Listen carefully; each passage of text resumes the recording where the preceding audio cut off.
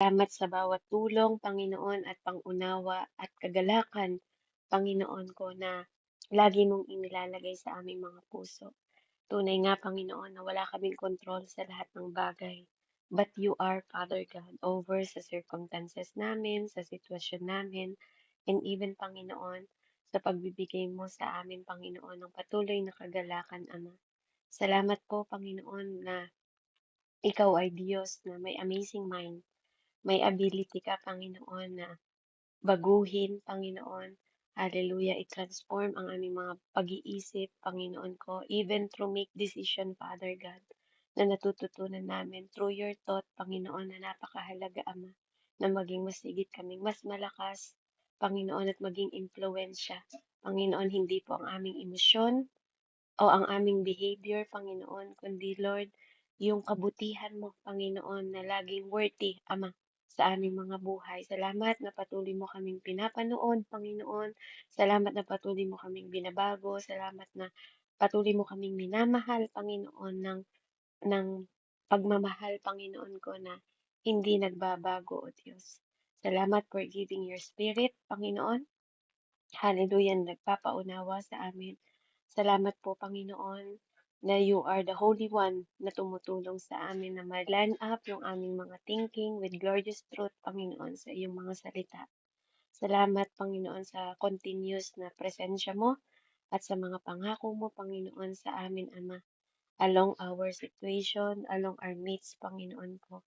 Thank you, Father God, sa oras na to. Salamat sa ilaw ng iyong presensya na sumisinag, Panginoon, sa bawat isa sa amin. Nagre-reflect, nag-sparkle, Panginoon, sa bawat isa sa amin. Maraming salamat na kami ay mapopokus sa iyong mga salita at magiging aware kami, Panginoon ko, sa every thought, Panginoon, and prayer. Hallelujah. At attention, Panginoon, at direction ng mind namin towards sa requirement, Panginoon ko, ng mga blessing mo at pagpapala, Panginoon, na mapokus kami fully how to live and how to work, Panginoon, at paano kami kumilos at gumalaw, Panginoon, at paano bawat buhay namin, Panginoon, ay patuloy kaming tuturuan at tuturuan mo, Ama, sa pamamagitan ng gabay patnubay ng iyong banal na Espiritu. Sa pangalan ni Jesus, patuloy nawa naming maparangalan ang iyong pangalan at patuloy ka naming makilala ng mas malalim pa, Panginoon, in the mighty name of Jesus. Salamat na hindi ka nagbabago. You are the same yesterday, today, and forever, Panginoon. Thank you, Father God. In the mighty name of Jesus, I pray. Salamat po sa katagumpayan. Samahan mo ako, Ama, sa oras na to, Panginoon, at ang bawat isa sa amin, Panginoon. In Jesus' name, Amen. Amen. Praise God. Sa purihin ng Panginoon. Hallelujah. Excited ako sa ating topic ngayon. Actually, 2 a.m. na po ako natulog kagabi. Praise God. Salamat po sa Panginoon sa kalakasan, Ama, na patuloy mong ipinagkakaloob. Alam ko marami din kayong pasasalamat, but Sunday po ngayon. So, purihin ng Panginoon. Sa akin, Sunday ng umaga. So, kailangan ko rin pong pumunta sa church mamaya-maya. So, punta na po tayo sa ating topic, A Distinct Salvation Part 2. Amen. So, ang ating pong pangunahing thought is one word, three tenses, one finished work, the God who justify you in the same God who is sanctify you. And he will be the same God who glorifies you, and he does not start what he does not finish. Amen. So ito po habang ito ay aking hinahayag, habang sinusulat ko siya, habang tinitake note ko siya kagabi, sabi ko, ang lalim-lalim ng salita ng Panginoong Diyos. Amen. Alam ko po na yung iba napagdaanan na, pero sabi ko nga, patuloy ibinabalik ng Panginoon kung saan yung starting point. Amen. So yung one word, amen, na may tatlong, may tatlong um, specific na ginagawa or tenses, may mga points siya na one finished work, no? Yung, alam niyo yung Panginoon natin, yung God the Father, God the Son, God the Holy Spirit, amen? Meron silang isang one finished work. Yung Diyos na kung sino nag-justify sa'yo, is the same God na magsasanctify din sa bawat isa sa atin, no? Maglilinis sa atin o huhubog sa atin. Yung the same God na nag-glorify, amen, sa kanyang bugtong na anak is the same God din, amen, na mag-glorify sa atin. Can you imagine mga kapatid no, kung gaano tayo kapalad, kung gaano tayo pinagpala ng Panginoon. At sinasabi niya, pinapaalala niya sa bawat isa sa atin na hindi siya magsisimula ng bagay na hindi niya tatapusin sa'yo. Kaya sabihin mo yun sa sarili mo kapatid, walang sinimulan ang Panginoon sa'yo na hindi niya tatapusin. Lagi niyo po yan tatandaan. No? At walang bubuksan ng Panginoon na ang iba ang magsasarado nun. Walang ganun po ang Panginoon. Lahat ng binuksan niya, siya po ang magsasarado nun. Siya po ang magtatapos nun. Kung naalala niyo yung kwento ni Noah, siya ang nagbukas ng ark, ng pintuan ng Noah's Ark. Siya po ang nagsarado nun, hindi si Noah. Amen? Kaya ano man ang binuksan ng Panginoon sa inyo, ministry man yan, church man yan, di ba? Ang inyong pamilya, di ba po? O pagpapala man yan, walang kahit sino pa. Even itong online ministry, mga kapatid. Amen? Walang sino man ang makapagsasara kapag ang Panginoon po ang nagbukas nito. At walang sino man ang makapagpapagulo nito dahil ang Panginoon ang nagtatag nito. Amen? Kaya napakahalaga po ng acknowledgement sa Panginoon. Kaya nga, even sa mga business ninyo, even sa mga ginagawa ninyo, sabi nga niya, commit unto the Lord. 'Di ba? Napakahalaga ng kinukomit mo sa Panginoon. Kaya kung ikaw, alam mo na ang ginagawa mo ay para sa kalooban ng Panginoon, you don't have to be fear. Amen? Dahil hindi pwedeng magsinungaling ang Panginoon sa atin. Ano po yung core truth o yung pinakakatotohanan dito? That salvation is not something you maintain. Amen? Ang salvation po, hindi ikaw ang nagme-maintain nito. Hindi ikaw ang nag-aalaga ng salvation na to. May topic tayo last week, yung salvation po, part 1, yung point 1 natin last week. Amen? Ito pong salvation na tinanggap natin mga kapatid, it is something you are in. Nandun ka na. Andun ka na. Permanent po ito, completely, and by grace alone. Amen? Yung the word na zozo sa Greek. Greek word po ng zozo na tinranslate as save. May D yun, Ate Rubilin. Save. Amen? Save. Nag-aaral naman po tayo ng English, 'di ba? Alam natin kapag ang verb, amen, ay nag-aano siya ng carry ng tense in a way na sinasabi sa atin just what happened. Tapos na, ginawa na, accomplished na. Amen? Kaya napakahalaga po na ina-apply din natin 'yan 'pag binabasa natin yung mga Bible ninyo, 'pag binabasa niyo yung Bible ninyo in English po nakikita niyo do'n yung past, future, and present. So it is happened. Amen? Nangyari na po. You are saved, sabi gano'n, by grace, 'di ba? Pinag-aralan po natin last week. So whether it is ongoing, kahit na tayo ay nabubuhay pa dito, amen, ito po ay certain na. May kasiguraduhan po ito. Ito ay tense of Greek verb ng theological na nagdedeklara ng embedded in the word itself. Naka-lay down na po ito. Amen? Hinigan na ito. May kapanghingahan na itong salita na ito. Amen? Kung feeling mo wala ka pang kapahingahan ngayon, ano po, pinapaalam sa atin na itong salita ng salvation po ay finished work. Hindi ikaw ang nagme-maintain nito. Hindi rin ikaw ang gumawa nito at hindi ito galing sa gawa mo. Amen? Zozozo appear in three distinct tenses. The past tense answered what has already been done. The present tense answered what is actively, happily happening right now. And the future tense answer that in guaranteed but not yet complete. Hindi po ganun. Amen? Hindi po sinabi na sinagot tayo ng Bible natin pag binabasa natin yung past tense na you are saved. Ibig sabihin ba po, tapos na yon? 'Di ba? Kayo po ang sumagot. Pag sinabing present tense naman at nandito ka pa sa active na nangyayari ngayon, Ate Rubilin, 'di ba? Hindi ba ibig sabihin nun, hindi ka pa rin ligtas in the future? Amen? Hindi ba ibig sabihin pag sinabi na you are saved by His grace, hindi ba yun naggagarantiya sa bawat isa sa atin na, na yun ay kompleto? Amen? So, meaning po, yung past tense na sinasabi that you have been saved, doon sa word niya, that is called justification. Amen? Sabi po sa Ephesians 2:8, verse 8, at Imelda, pahanap po sa Tagalog. Ephesians 2, verse 8, for it is by grace you have been saved. You have been saved through faith, and this is not from yourself, it is the gift of God. Amen? Sa Tagalog po, Ephesians 2:8.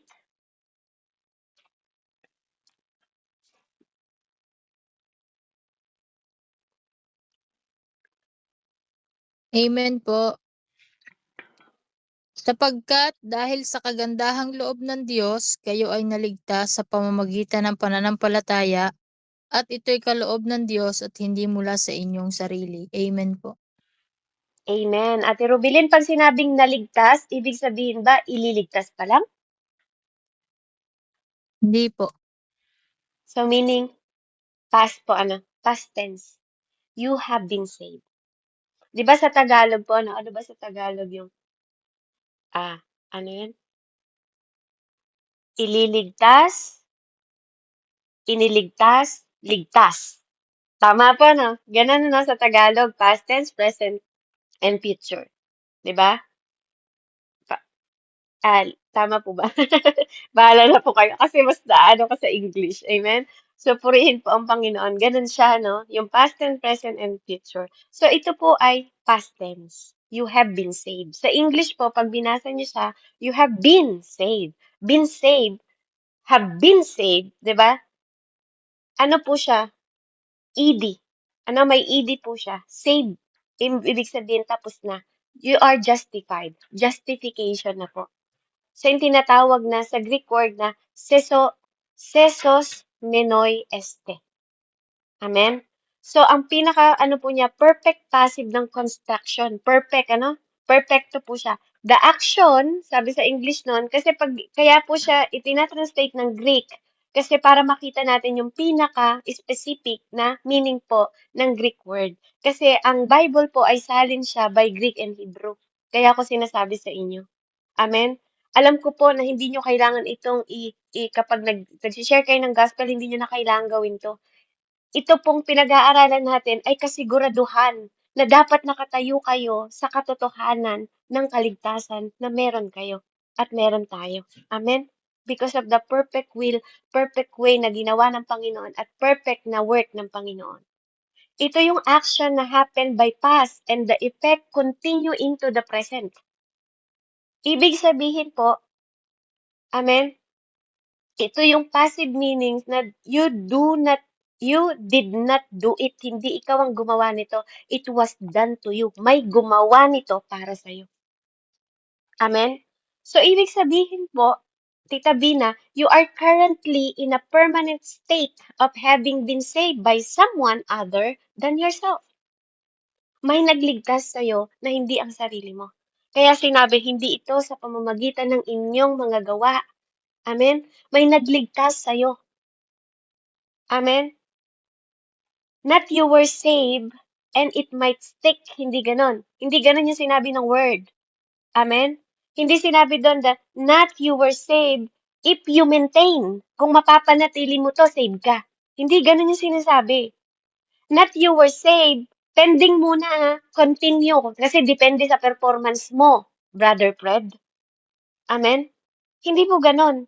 Amen? Hindi po ganon yung sinasabi nung salita ng Panginoon dito sa gawain na sa salita ng Diyos na ating binabasa ngayon. Amen? Hindi po siya nakadepende sa ginawa mo. Nakadepende siya sa gumawa. Amen? And alam natin that is Jesus Christ. yung finished work ng Panginoong Jesus. So the moment yung genuine faith po ay nilagay natin sa Panginoong Jesus natin, nase-separate po yung kasalanan. 'Di ba last week pinag-aralan natin na we have permanent sin dapat. 'Di ba? Meron tayong permanent sin na dapat hindi yun matatanggal kasi minana natin yun whether you like it or not kay Eva at Adan. Amen? Na kahit pinanganak ka pa lang, kahit wala kang kinalaman, andun na yung bahid ng kasalanan, yung iniquity, na kahit na yung kasalanan na kahit hindi mo ginawa is meron na sa'yo. Na dahil sa pamamagitan lang po ng isang banal at bugtong na anak na si Jesucristo, nihiniwalay tayo doon. Amen? Nagkaroon ng resolba, nagkaroon ng sagot. Amen? Yung wala tayong kasagutan. Walang kahit sino na mga taong pwedeng ipako na katulad ng ginawa ng Panginoon na banal, walang kasalanan, kaya tayo nagkaroon ng kaligtasan. Amen? Ito po is verdict was declared. Dineclare ito. The gap was closed. Sinarado yung gap between God the Father at sa atin. Hindi lang siya partial ha, hindi po partially, but completely mga kapatid.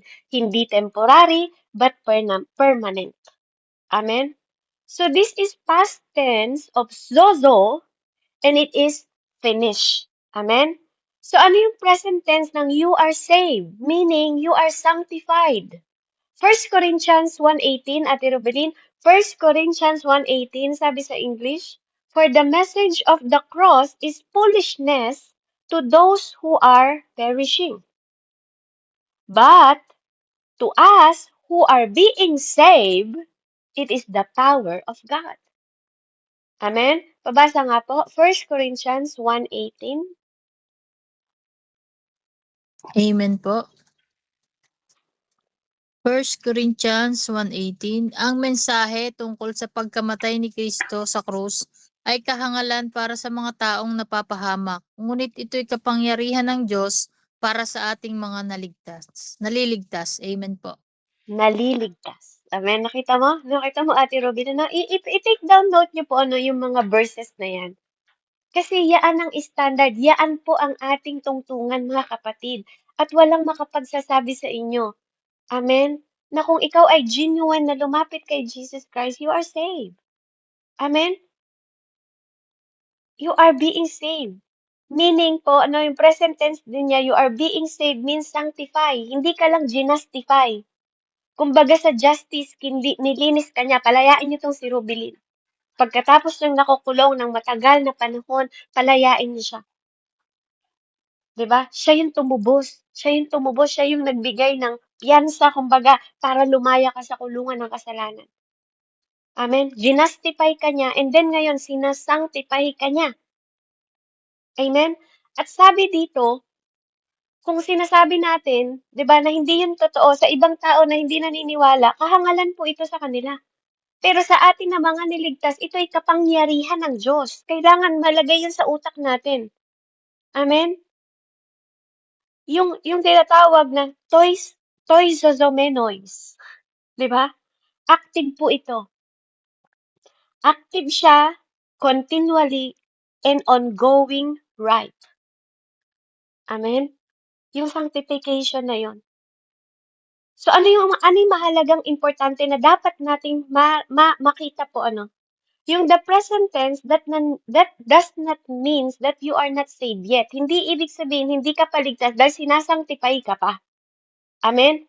It builds on the past tense. Binild na to sa nakaraan. Amen? Hindi mo to ina-undo. Hindi mo to ginagawa ulit. Alam niyo, nagpe-perform ka, hindi ganun. Amen? Hindi to sinabi, oh, niligtas kita ngayon. O sige, isanctify mo yung sarili mo, mag-perform ka ng mga kabutihan. Hindi ganon. Hindi po ganon, ano po. So the God who justify you, hindi siya nag-step back. Hindi siya umatras. O sige, ikaw na mag-perform. Hindi ganon.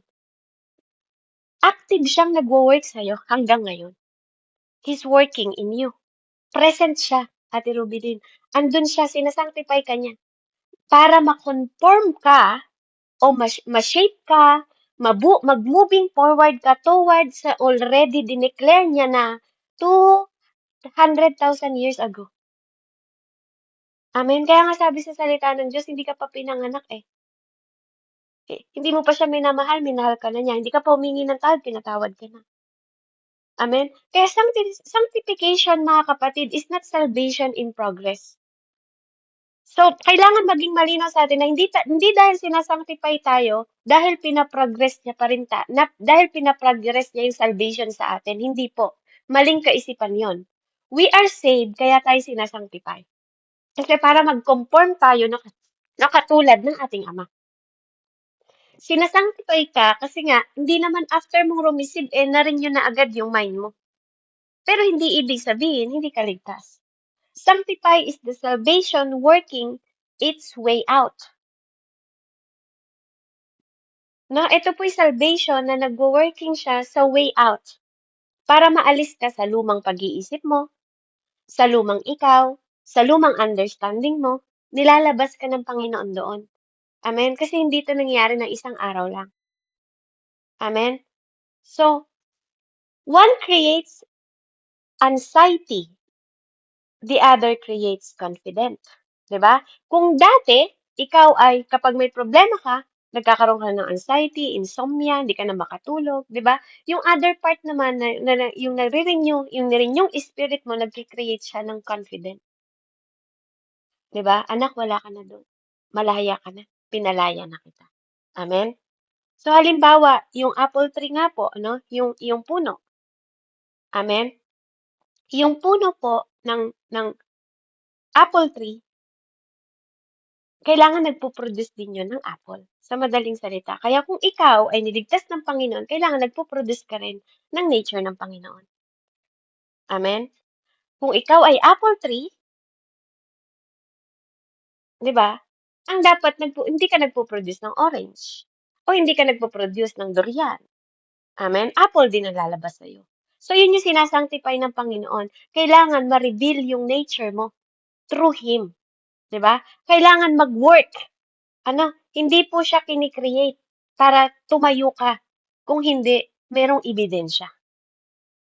Amen? Ito yung sinasabi ni James. How to live. Kaya sabi dun sa future tense, yung tatlong tense na pinag-usapan, yung future tense, you will be saved ulit. Sabi ganon. Pagkatapos mong i-justify ni God, ni Lord Jesus, pagkatapos mong sanctifyin, amen, pupunta dako naman tayo sa glorification. 1 Peter 1, 3 hanggang 5, Ate Rubilin. 1 Peter 1, 3 hanggang 5, sabi sa English, into an inheritance that can never perish, spoil, or fade. This inheritance is kept in heaven for you who through faith are shielded by God's power until the coming of salvation that is ready to rebuild in the last time. Sulat niyo po, 1 Peter 1, 3 hanggang 5. Amen po. 1 Peter 1, 3 to 5. Pasalamatan natin ang Diyos at Ama ng ating Panginoong Hesukristo dahil sa laki ng habag niya sa atin. Tayo'y binigyan niya ng isang panibagong buhay sa pamamagitan ng muling pagkabuhay ni Hesukristo. Ito ang nagbigay sa atin ng isang buhay na pag-asa, na magmamana tayo ng kayamanang di masisira, walang kapintasan at di kukupas, na inihanda ng Diyos sa langit para sa inyo. Sa pamamagitan ng inyong pananampalataya, iniingatan kayo ng kapangyarihan ng Diyos habang hinihintay ninyo ang kaligtasang nakahandang ihayag sa katapusan ng panahon. Amen po. Amen. Tingnan mo, Ate Robin, last time, i-reveal hanggang sa katapusan ng panahon. Amen? Sabi po doon sa pinaka-Greek niya, sotesometa, into. Amen? Meaning, future passive po, future passive, certain siya, stable siya, garantiya siya. Guaranteed. Amen? Kumbaga, selyado ka, garantiya. May garantiya ka doon. Meron kang assurance. Amen? Hindi lang po siya experience. not yet fully experienced. Hindi lang siya ganun. Amen? Inheritance, ibig sabihin, Ate Robilin, minana. Amen? Sa'yo na yun. It's, pag sinabing inheritance is already kept, nakalaan yan para ipamana. You are already shielded. Hindi ka shield lang, shielded ka na. Balot ka. Di ba? Sa what is coming. Not the beginning of salvation, Ate Robilin. It is not the beginning of salvation. It is the full revelation of it. Amen? Kasi kung hanggang last time yun, ate, di ba? Hanggang sa last, i-reveal siya hanggang sa last time. So, hindi ka lang niya niligtas sa umpisa lang. Even, nandun ka sa level ng sanctification, andun ka rin sa glorification ng Panginoon hanggang sa kanyang pagdating. Amen? Philippians 1:6 po, ano? Sabi doon, Ate Rubilin, pabasa po sa Tagalog, being confident of this, that he who began a good work in you will carry on to the completion until the day of Christ Jesus. Philippians 1:6 po.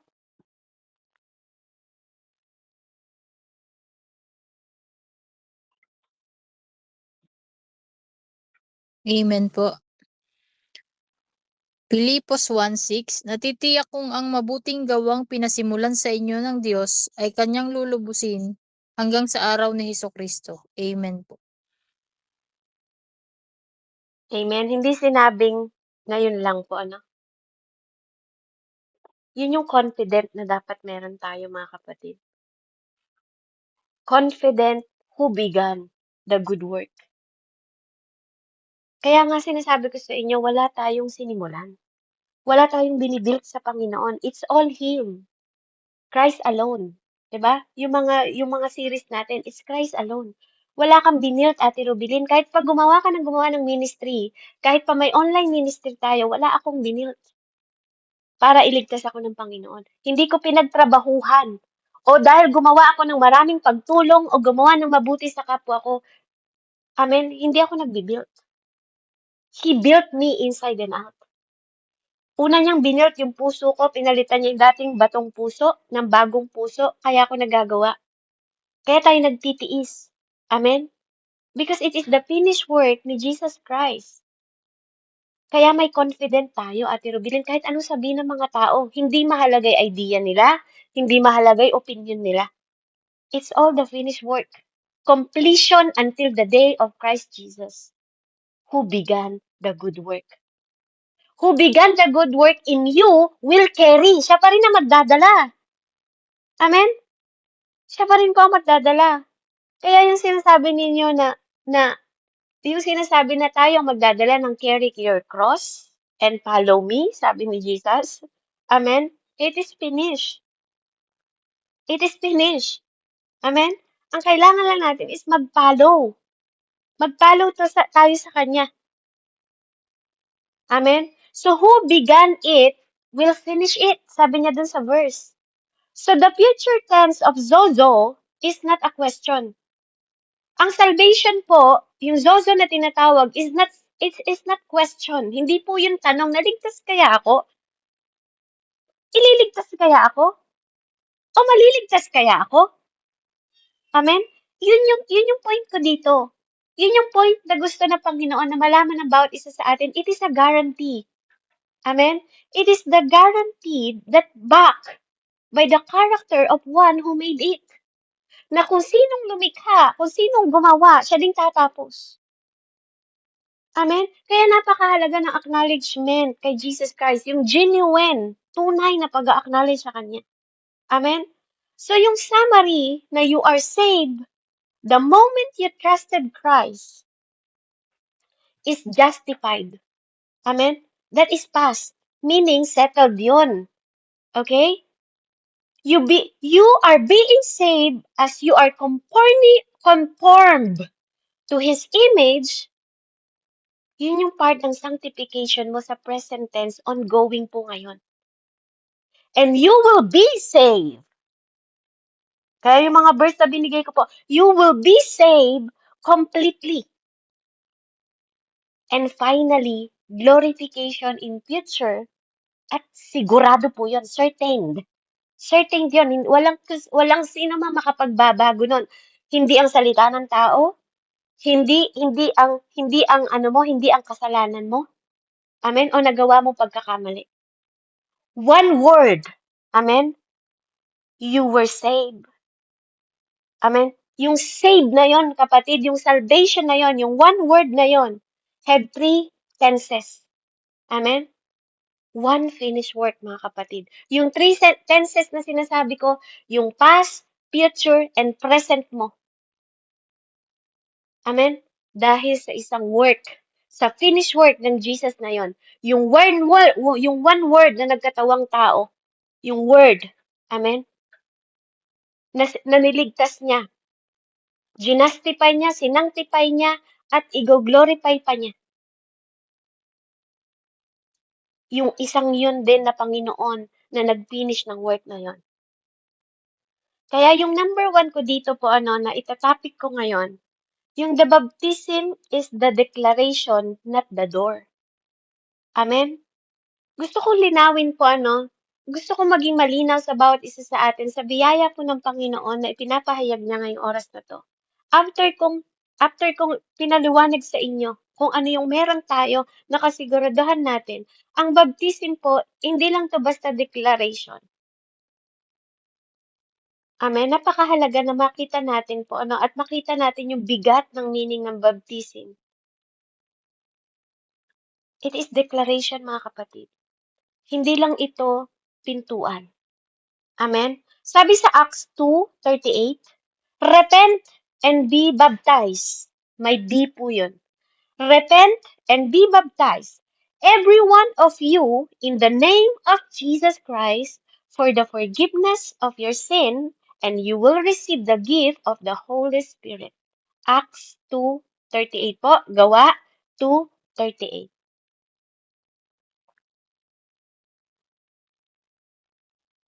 Amen po. Gawa 2:38. Sumagot si Pedro, pagsisihan niyo't talikuran ng inyong mga kasalanan at magpabautismo kayo sa pangalan ni Hesukristo upang kayo'y patawarin at tatanggapin ninyo ang kaloob ng Espiritu Santo. Amen po. Amen. So, tingnan niyo po yung grammatical shift dito.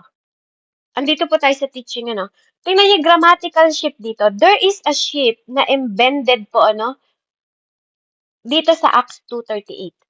Yung English translation niya does not fully carry. Amen?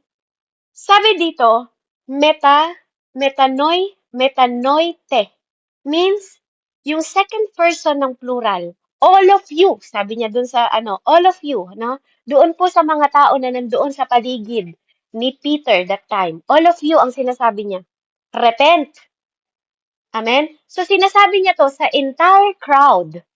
Amen? Kaya makikita niyo, sinasabi niya to sa second person, pero maramihan. Amen? Maramihan sa crowd, sa entire crowd niya sinasabi. All of you, repent, sabi niya. Pero dun sa pangalawang word niya, 'di ba dito ina-address niya dito yung subject, yung same subject, same command. Amen? Then, yung verb doon nag-shift.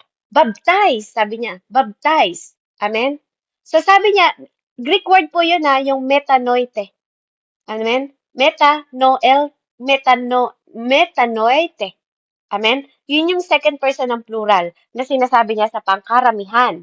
Then, nag-shift yung verb niya. Sabi niya, and be baptized. Na ang ibig sabihin po, baptisteto. Amen?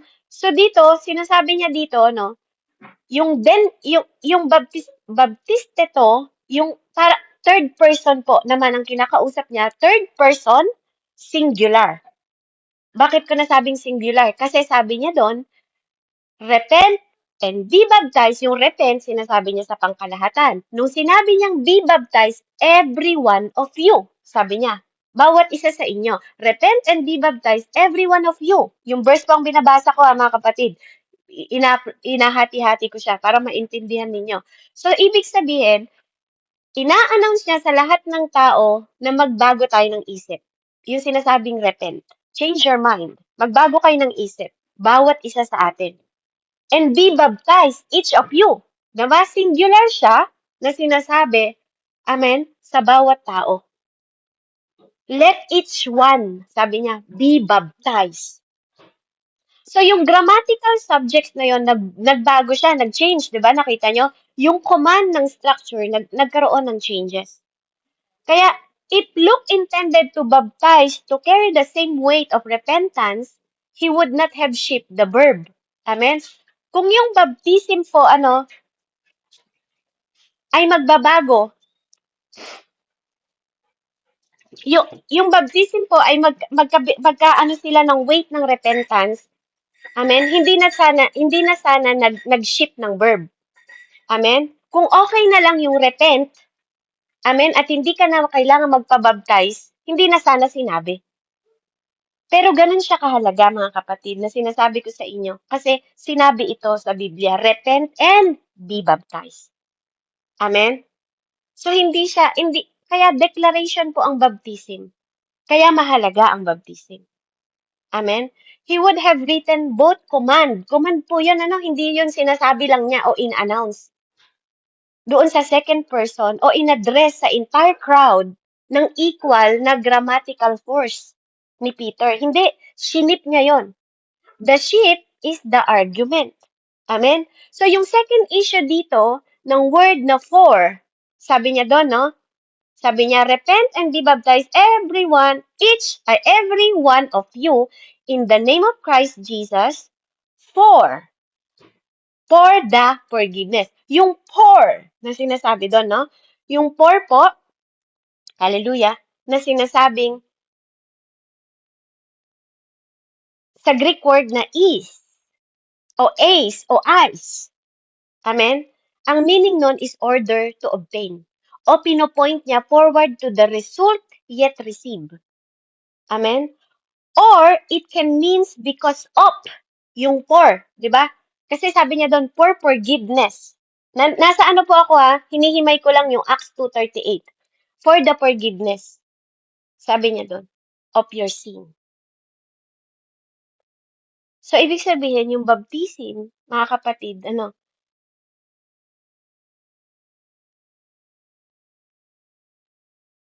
ginagawa yun, for the forgiveness of your sin. Isang dahilan yung forgiveness of our sin. Amen? Kaya napakahalaga na let each one be baptized. Hindi mo lang siya hinihingi ng tawad. No, kapag pala ginagawa yung baptism sa atin, hinuhugasan tayo. Amen? Nililinis na tayo. Declaration siya. Hindi lang siya open door. Amen? So, napakahalaga po na maintindihan natin na hindi niya to basta sinulat lang si Peter. It is commanded para sa bawat mananampalataya. Na ina-address niya sa entire crowd at sa bawat isa. Amen? Kaya pinopoint niya ito backward ng resulta na tinanggap na natin. Na kapag ito is ginawa natin, amen, mawawala lahat ng mga nasa past natin, di ba? Wala na, present and future. Amen? Ito yung genuine na pagdideklara mo na tinatanggap mo ang Panginoon ng buong puso mo, buong pag-iisip, amen, at buong lakas. Sabi po sa Matthew 3:11, John baptized is o ace for yun nilagay lang yung ace, repentance, meaning because of repentance that is already present, not to produce it. Ibig sabihin, binabaptize niya po, pakibasa nga po ate, Matthew 3:11. Amen po. Mateo 3:11. Binabautismuhan ko kayo sa tubig bilang patunay ng inyong pagsisisi at pagtalikod sa kasalanan. Ngunit ang darating na kasunod ko ay magbabautismo sa inyo sa Espiritu Santo at sa apoy. Higit siyang makapangyarihan kaysa akin, ni hindi man lamang ako karapat dapat magdala ng kanyang sandalyas. Amen po. Amen. So, nililinis tayo pag hinugasan tayo. Amen? Because of repentance. Na nandun na. binabautismuhan ko kayo, sabi niya. Not to produce, hindi po ipoproduce pa lang, but to declare it. Amen? The same reading po na ina-apply dito sa Acts 2:38, mga kapatid. Amen? So, confirm po siya, no, by the rest of the scripture. Sabi sa Acts 10, Ate Ruby din, Acts 10:47 po, si Cornelius naman ito. Amen? Pabasa nga po. Acts 10:47.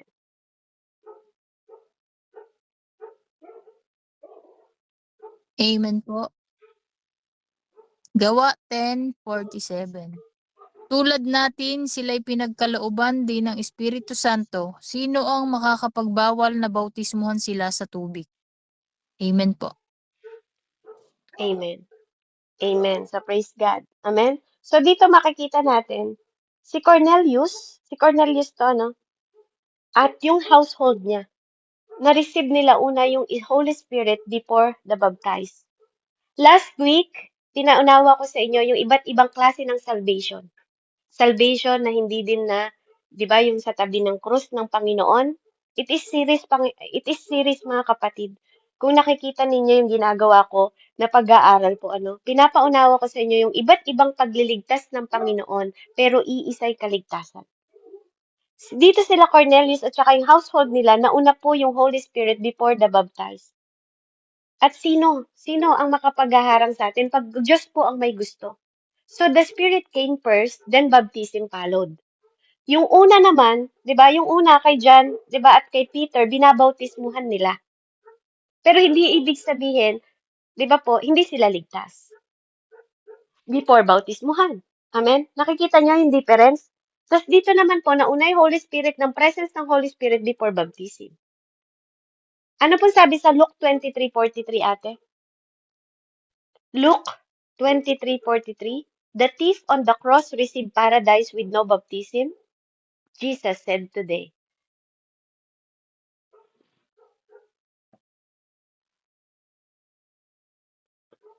Luke 23:43 po. Amen po. Sabi po sa Lucas 23:43, sumagot si Jesus, sinasabi ko sa iyo, isasama kita ngayon sa paraiso. Amen po. Amen. So si Jesus po, no condition attached.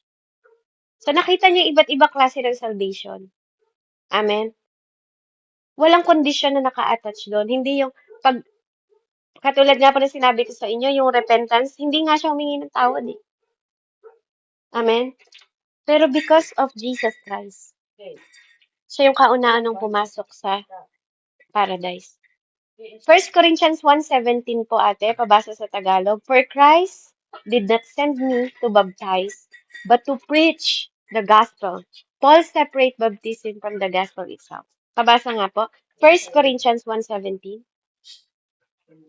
1 Corinthians 1:17. Amen po.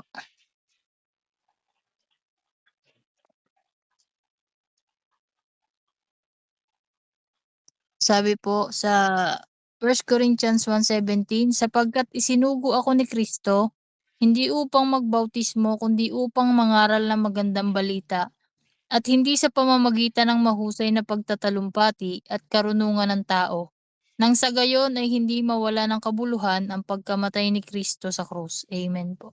Amen. So, baptism matters, mga kapatid. Mahalaga po ang baptism. Amen? It is the first act of public obedience po for a new believer. It is commanded. It is powerful. Amen? Napakahalaga po ng baptism. Hindi lang ito, it is declaration, hindi lang siya open door para pumasok ka sa paradise ng Lord or maging sabihing mananampalataya ka. Hindi po ganun. There is a power. Yung pagpa-public obedient natin, it is the act. Action po siya, no? Act, gawa ng public obedient mo bilang bagong mananampalataya. But it is not a door. Hindi to pintuan lang ng kaligtasan. Para pumasok ka sa pintuan ng kaligtasan, hindi po ganun. It is declaration that you have already walked through it. Dinedeklara mo lang. Ipinapahayag mo lang sa lahat ng tao, di ba? Andun yung confident mo that you are ligtas na. Amen? Hindi lang siya basta pintuan na pumapasok ka. So meaning, the Zozo connection po. Baptism belong to the present tense of Zozo or sanctification. It is flow from the past tense ng realidad na you are justified. Amen? Your justification. The moment you trusted Jesus, the moment, kapatid, the moment na nagtiwala ka sa Panginoon. Amen? Yun yung past tense po ng verdict was declared. So baptism now is how you say publicly what God already said about you permanently, Ate Rubilin. Sinasabi mo lang sa lahat ng tao kung ano yung tinanggap mo. Dinideklara mo lang sa mga tao. That's the meaning of baptism. Amen? Amen? Kaya nga, may dalawang klase ng tao. If you have placed your trust in Jesus Christ and you have not yet been baptized, that is the next step na kailangan mong gawin. Amen? Kasi yung sitwasyon ng nasa krus, kapatid, that is the last moment na ng buhay niya. Hindi naman siya pwedeng bumaba sa krus para magpabaptize kay Jesus. Pero yun ay patotoo lang. Litrato yun, mga kapatid. Amen? Na ang kaligtasan ay hindi sa pamamagitan ng ating mga gawa, kundi sa finished work na ginawa ng anak ng Diyos na yon dun sa krus. Amen? Kaya kung ikaw ay hindi pa nabaptize, amen? Pero andun naman yung pagpe-place mo ng pagtitiwala kay Jesus Christ, I think, kapatid, it is declaration ngayon. No? Ito yung sinasabi ng Panginoon, ito yung next step na kailangan mong gawin. Not because it saves you. Hindi dahil ililigtas ka nito. But, ito ang declaration mo kung ano yung already na katotohanan na tinanggap mo. Amen? Kaya, if you have been baptized, pero hindi, meron namang mga tao na baptized na sila, na ilang beses nang nilubog, sa tubig, pero hindi naman genuine yung pagpe-place nila ng tiwala sa Panginoon. Amen? Ilang beses mo nga nilubog, pero hindi mo nakikita yung pagbabago sa kanila. Amen? So the water is not enough, mga kapatid. Come back to the foundation. Amen? Balik ka. Amen? Hindi ibig sabihin lumubog ka sa tubig. Baptize ka na. Kapag hindi genuine yung puso mo, hindi mo pwedeng lokohin ang Diyos. Balik ka sa foundation. Repent, believe, and trust. Because the door is still open. Bukas pa rin lagi ang pintuan ng Panginoon. Amen?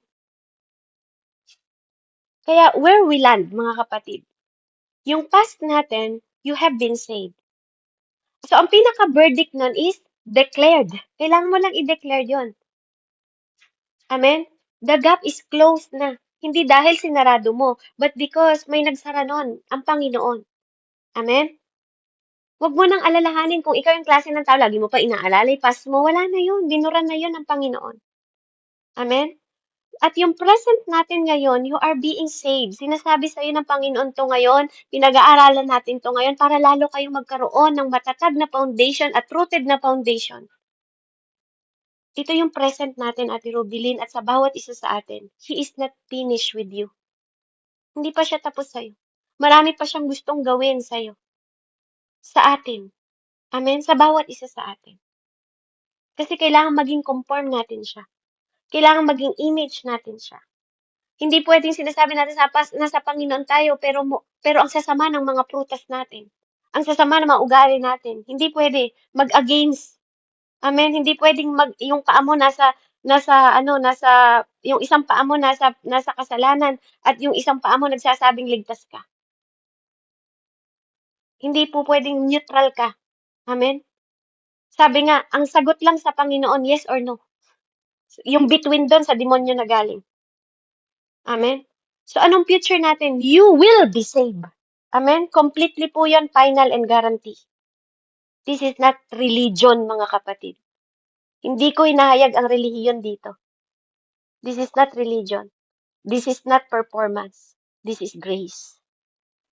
All grace, by definition, is given to people who could not earn it. Hindi to ina-earn ng tao. This is distinction. Walang makakapagpaliwanag ng grasya na to, mga kapatid. A distinct salvation na tinanggap mo at tinanggap ko. So that is what makes salvation distinct. Katulad ng Diyos na to na hindi nyo mapaliwanag ang kanyang kabutihan, hindi mo siya ma-describe ng isang word. He is a distinct God. Distinct Jesus. Kaya, yung tense po ng zozo, amen? Yun yung tayuan nyo ngayong week na to, mga kapatid. You have salvation. At kung anong makapagbabago nun, amen? Kung iniisip mo na you're not saved, pero genuine yung pagtanggap mo kay Jesus, you have to be actually believe. Maniwala ka. Because there's power in Jesus. There's power when you believe. Kaya nga si Jesus, kapag nagpapagaling siya dati, do you believe? Lagi niyang tinatanong, do you believe? Amen? Yung dinudugo, amen? Sabi niya ganun, ang pananampalataya mo ang nagligtas sa'yo. Kasi una siyang naniwala na mahawakan niya lang yung laylayan ni Jesus, maliligtas siya. Amen? Kapatid, do you believe that you are saved? Yung wala kang pag-aalinlangan. Amen? Hindi dahil sa performance mo, pero andun yung kasiguraduhan mo. That is all by grace. It's all by Christ. Amen? Kung sinong nagsimula siyang magtatapos. Even ang pananampalataya natin, sabi sa Bible, kung sino nagsimula ng pananampalataya natin, siya rin ang magtatapos. So now, do you have confidence? Kung dati may confident ka, mas napalakas ba yung confident mo this time na narinig mo to? That this is the tense ng past, di ba mo, present and future mo. Walang makapagbabago nun, kahit anong sabihin ng tao. Amen? Kaya purihin po ang Panginoon. To God be all the glory. I hope and I pray, tayuan niyo to. Maaring lagi niyo nang naririnig. Pero sana sinulat niyo yung mga katibayan, amen, na nakalahad sa Bible na hindi ito sa iyong gawa. May garantiya ka dito. May assurance ka dito at certain ito. Hindi to katulad ng pagbabago ng isip nating mga tao. Sigurado si God at hindi siya nagkamali na nandito ka na narinig to. Kasi sinasabi niya sa iyo, anak, I save you. At garantiya yon. May silyado yon ng dugo ko, linis ng dugo ko. Amen. You just need to declare. Huwag mo itago. Kasi ikaw ang representative ko sa mundong ito. Gusto kong makita nila how you conform in me. Hindi niya binigay sa hayop ang pagiging anak ng Diyos. Pwede namang pusa, kabayo, aso. Pero tayo po ang tinawag niya sa lahat ng tatanggap at naniniwala sa Kanya. Hindi lang magiging kaibigan, hindi na magiging kaaway, kundi tatawaging anak ng Diyos. Sabi sa John. Purihin ang Panginoon. Glory to God po.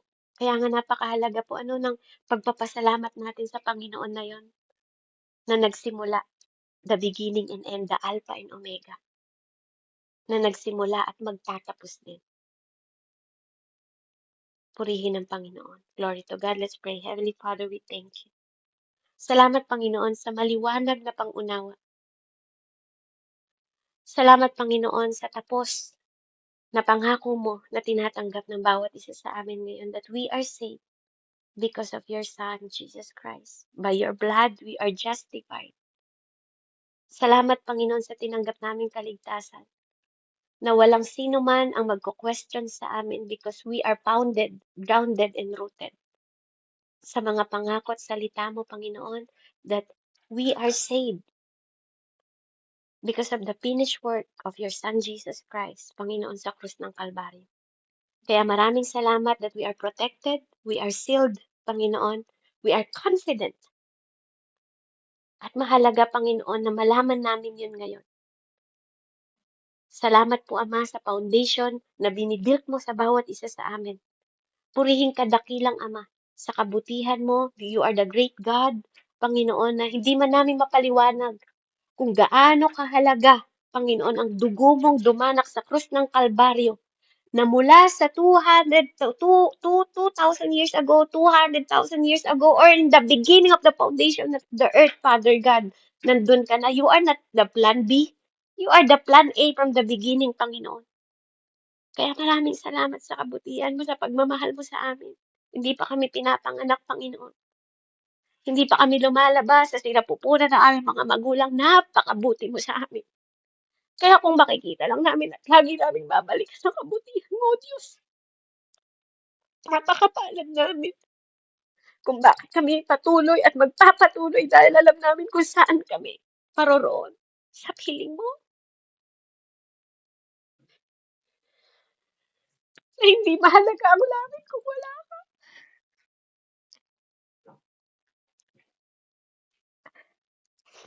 Kung wala ka sa pupuntahan namin, walang maganda.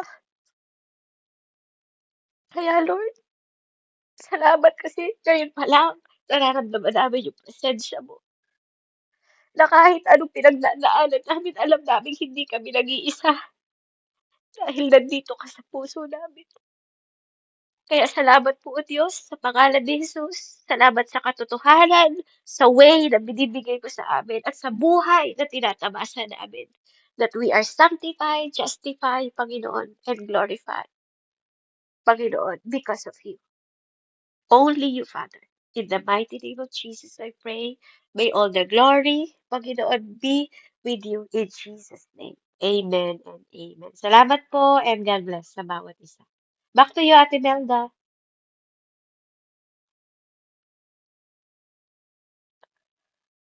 Okay, wala na po yata si Ate Melda. Purihin Nagpa po ang Panginoon. nagpasalo kayo